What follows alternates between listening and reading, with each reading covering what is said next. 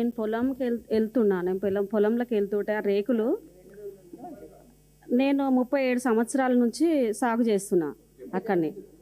మా అత్తమామ అంతకన్నా ముందు చేస్తుర్రు. మా అత్తమామ చేసి ఒక 40 ఏళ్ళు చేయొచ్చు వాళ్ళు. నేను 37 సంవత్సరాల సంది నేను చేస్తున్నా. ఎవరో ఒక ఆయన వచ్చి మొత్తం దోసుకుంటుండు, అక్కడ భూములన్నీ దోసుకుంటుండు. మొత్తం 5-10 లక్షలు ఇచ్చి కొనుక్కున్నా అని చెప్తే మరి కొనుక్కున్నాడేమో అనుకున్నాం. నా పొలంలోకి నేను ఓనికే గేటు పెట్టేసిండు. గేటు పెట్టేస్తే గేటు పెట్టొద్దని అడ్డం పోతే మా ఆయనను కొట్టిర్రు. వేరే బోన్సర్లను పెట్టి కొట్టిస్తారు, ఒత్తేస్తారు దెబ్బ కనిపించకుండా. నేను పోతుంటే కూడా ఫోటోలు తీస్తారు. అక్కడ 50,000 పెట్టి మేము కడీలు తీసుకొచ్చి అడవి పందులు మేయకుండా సేను మొత్తం తయారైనాక కూడా అడవి పందులు మేసాను. మేము అక్కడ కంచె వేసుకుంటే ఆ కంచెను నైటే తీసేసిరు.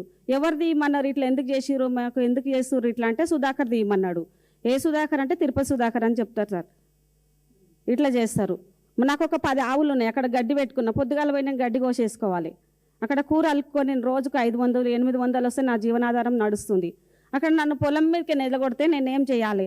వెళ్ళిపోండి, మీకు కూడా ఇస్తాం 10 లక్షలు అంటారు, 5 లక్షలు అంటారు. 5 లక్షలు పెడితే ఒక ప్లాట్ వస్తలేదు సార్, ఒక దావత్ కూడా అవుతలేదు. వాళ్ళు ఇచ్చే పైసలు ఏమిటికైతే మాకు పైసలు వద్దు, మాకు భూమి కావాలి. మాకు భూమి మీదనే మా జీవనాధారం.